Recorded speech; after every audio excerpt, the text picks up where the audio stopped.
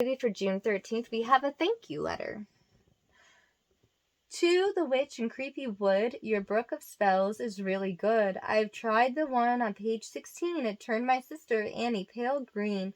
At first I thought it was a joke when Annie began to hop and croak, but now she's sitting on a log, a full-grown, fat and ugly frog. I wonder, could you please explain how to change her back again? Thank you for the birthday book. Yours sincerely, Raymond Cook. P.S. Write soon. My sister looks very angry.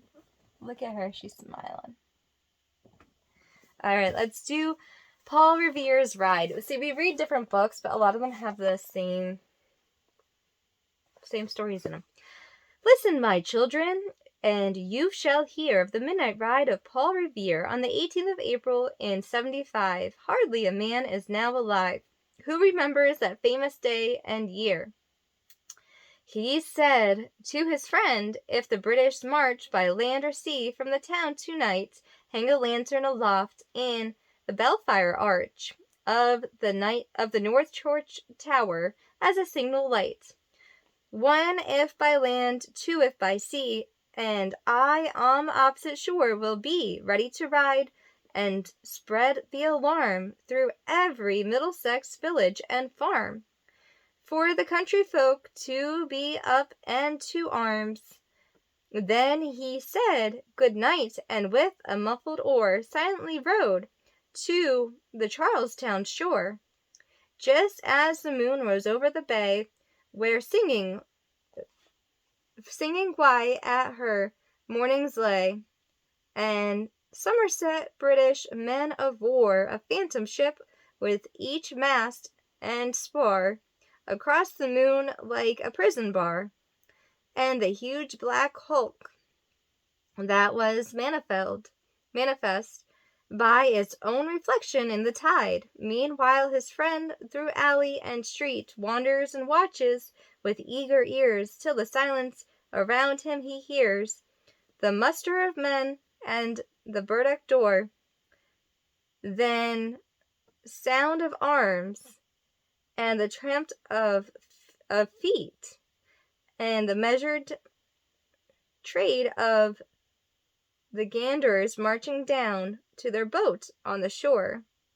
Then he climbed the towers of the old North Church by the wooden stairs with slightly tarred, to the belfire chamber overhead, and started the pigeons from their perch on the sombre rafts that round him made masses and moving shapes of shade, by the trembling ladder, steep and tall, and the highest window in the wall, where the pause to listen and look down a moment of the roof of the town, and the moonlight flowing over all. Beneath the churchyard lay the dead in their night enchantment of the hall, wrapped in silence so deep and still that he could hear, like a signal trilled, the watchful night wind as it went creeping along from tent to tent, and seeming to whisper, all is well.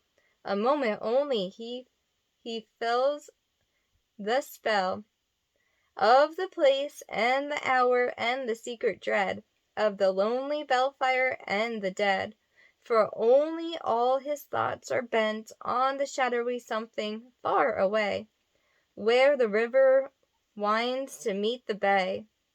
A look of the black that bends and floats on the rising tide like a bridge of boats, meanwhile important to mount and ride, boated and spurned with a heavy stride.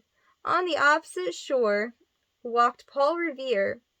Now he patted his horse's head, now gazing at the landscape far and near, then impudence stamped the earth, and turned the thickening his saddle girth.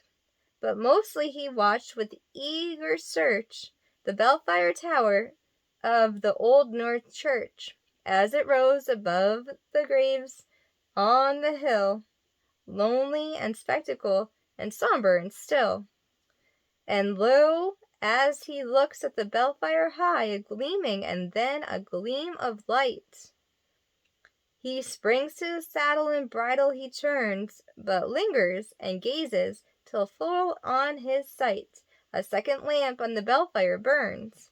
A hurry of hoofs in the village street, a sharp in the moonlight, a bulk in the dark, and beneath from the petals in passing a spark.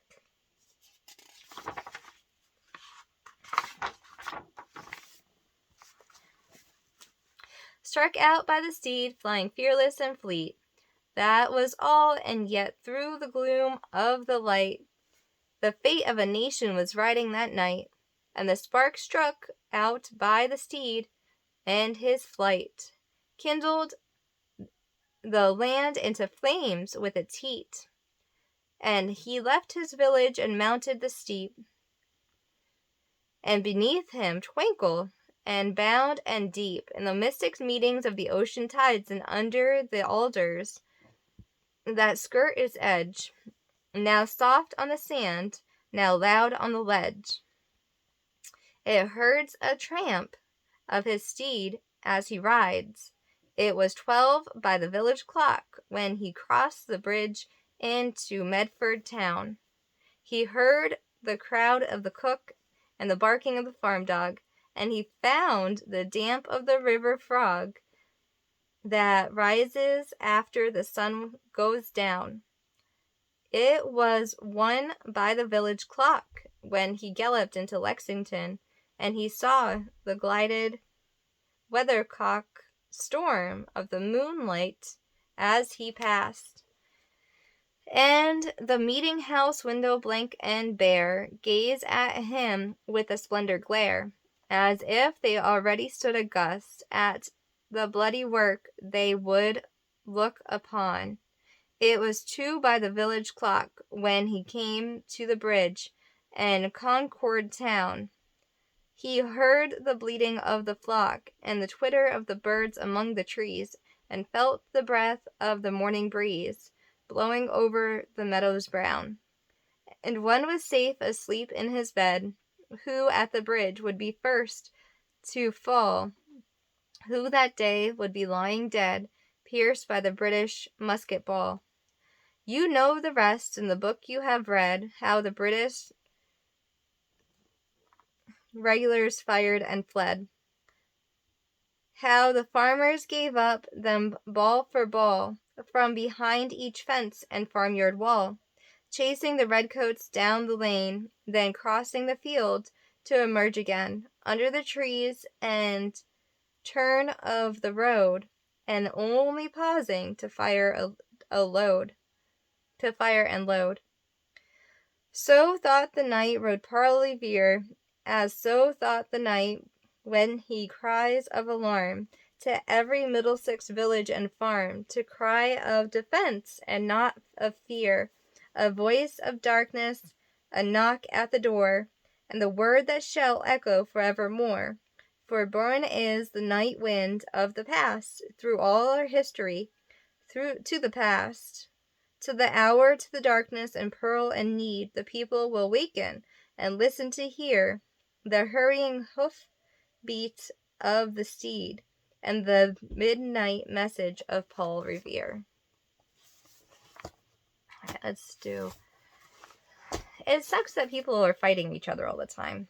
Like, there are wars every so many years because people want something that somebody else has. Like, say, Middle East, for example, we had an argument with them for a few years and went to war with them over oil. Was it right? Was it wrong? I don't think that we should be pulling oil from our earth. It is our earth's bloodline, I feel like, and I don't feel like we should be using fossil fuels.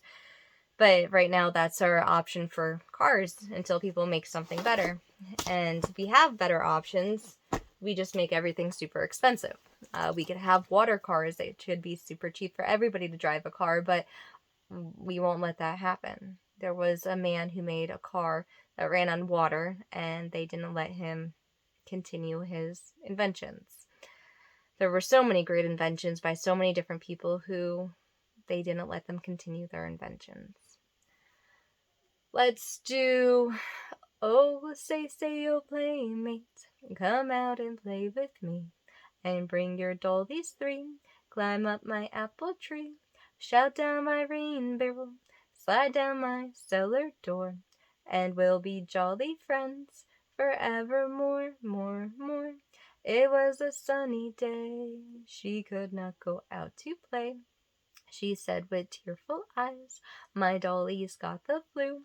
Boo hoo hoo hoo hoo hoo. I ain't got no rain barrel. I ain't got no cellar door. But we'll be jolly friends forevermore, more. Karina, baby, I just love you so incredibly much and I miss you. I'm really glad I'm reading you books every day and just having a way to stay connected to you somehow, anyhow, you know? I miss you so much. I'm so sorry that I'm not there with you every second of the day. I love you, baby.